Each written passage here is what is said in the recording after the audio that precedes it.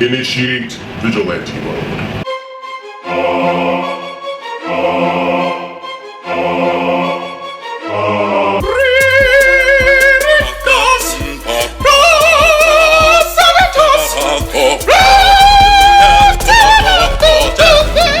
Welcome back to Vigilante mode, everybody. First off, I want to thank everybody who checked out that Facebook autoplay version of the Independence Day review. It's the most views I've gotten on any video thus far, and I will continue to do the Facebook autoplay options. I do want to, though, just reiterate that it's really important for the YouTube channel to keep going, that you know, there are views on the YouTube page, which is why I usually have both versions when I can. I recently switched internet service providers.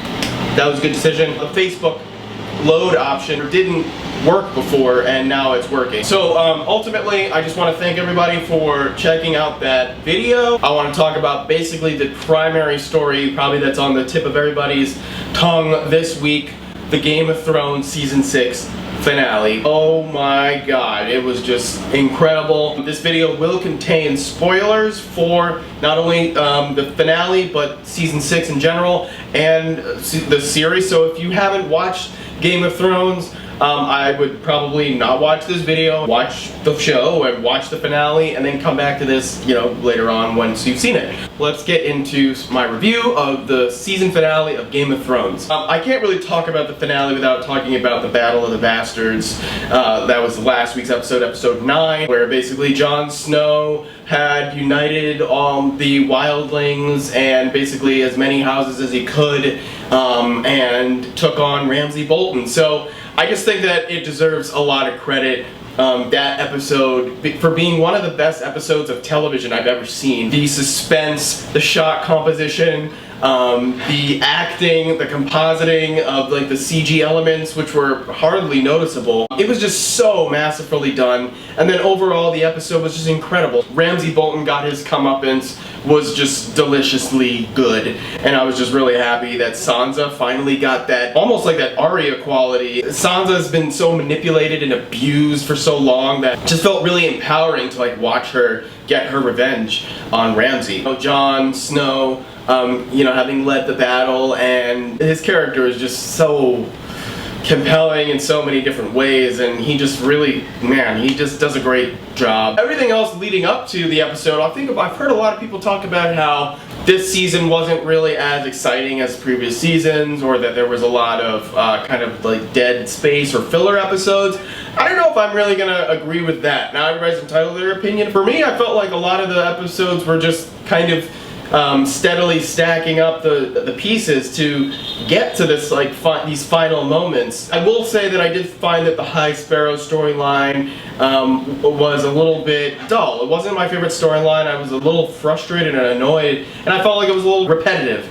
But based on what we saw in this season finale, you know, they concluded that really well with Marjorie, and how she kind of got this really cool moment of vindication. She kind of finally like told the High Sparrow, like, all right, forget all your religious crap, you know, like there's something bigger at hand here. Why is Cersei not here at her own trial? Cersei's entire setup using the wildfire, it was just masterfully planned, and she just got her sweet revenge. It was a weird moment because I mean, Cersei is truly, I mean, there's no other word to describe her other than a see you next Tuesday. I mean, she's like a character you love to hate, but she kind of like earned that revenge. I don't know how else to put it. I was almost a little bit happy that she achieved her goal. Maybe that's weird, I don't know. That was just a brilliant sequence. It was really came out of nowhere when Tommen, you know, met his demise. Just like the way that they shot it was just really beautifully shot. And kind of sad, I gotta say. I mean, like, I feel like Tommen was certainly not a great leader by any means, but I don't think he deserved to die. It was in some ways like the strongest decision he made in his whole reign as king. And it was like a bit tragic, and I don't know if Cersei kind of expected that to happen, or planned it to happen, or wanted that to happen. I guess we'll see that follow up in the next season. Really interesting when Jaime returned and had this interesting kind of look, wondering what the subtext of all of that was. Is he gonna blame her for Tommen's death? All of the children are dead now. It's an interesting kind of reversal from where we were at the beginning of the series with the Starks, basically all of their children killed, and tides of change, and Cersei's basically like in that same similar position. Also how that prophecy has really come to light with the, what that witch told her.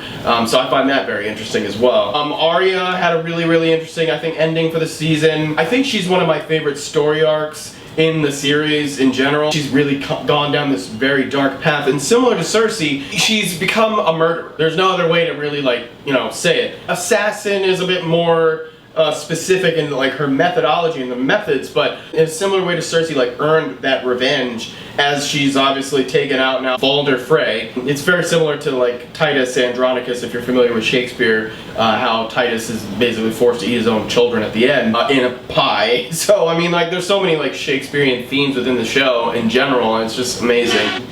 Will she make it back to Winterfell? What's going to be that relationship when she reunites, if she reunites with her sibling? Daenerys' storyline, her relationship with Tyrion, I think has really blossomed and turned into something really quite nice. I did kind of feel bad for Dario. They just make such a cute little couple. I think I respect her decision. I mean, like, it's kind of her duty over her desires, and I can respect that. And she has become like a legit conqueror. I mean, nobody can really say that she doesn't also like have some brutality within herself, even though she is much more kind and gentle than any leader aside from Jon Snow. But even he's cut off people's heads too. But ultimately, I think it's just more important for her to like get Westeros back into the shape that she believes it should be. And I don't think anybody can dispute that probably her, sitting on the Iron Throne would be what's best for Westeros. Either her or Jon. Which brings me to like my final piece of this puzzle, which is that R plus L equals J thing. Bran's storyline this season was also a little bit, just a little bit like slowly paced, but I think it's wound up in a really interesting place. Obviously that Hodor episode was like, probably the other big highlight of the season. Really interesting to see like how these flashbacks are playing out and really finding out the truth of, his father and the relationship that his sister Lyanna had with Rhaegar. So it's looking to be, as many suspect, that Jon Snow is a Stark but not Ned's son, that he's Rhaegar's son and Lyanna would be his mother. Wow! I mean, that changes so much. I'm wondering how much more they can like spread it out over these next, I don't know how many more seasons they're going to have. I mean, 7 seems to be a very significant number with the 7-faced god thing. So I don't know, I almost like suspected that they would just like cap it off at 7 seasons and then maybe make a movie. I would be okay with that. When is Jon going to meet Daenerys? Is he going to discover that they're... what would they be? What are they? I don't. Either way, they're related. How does that work out? Like, what's the politics there? Like, who? Is there going to be a war between now the new Warden of the North? I don't know. It's just like too much to comprehend. What is her name? Lady Mormont? Lady Mormon, the kid, queen. Oh my god, I really hope we get more character development from her because she is such an amazing character. In the hour of greatest need, refuse to call. You refuse to call. There is no other true king than the King of the North. She's awesome.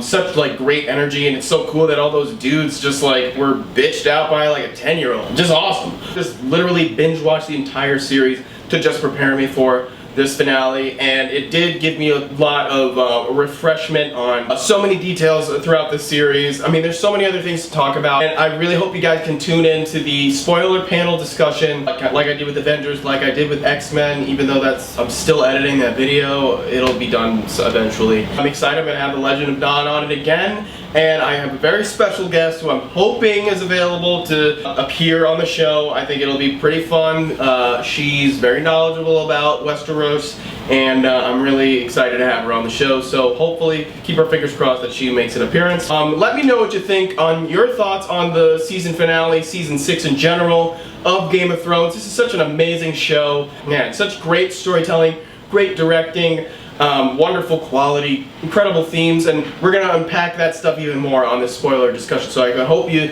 tune into that. Please, guys, like, share, and subscribe to Vigilante Mode Reviews. Thank you so much for watching. Until next time. Vigilante Mode deactivate. Talking about movies.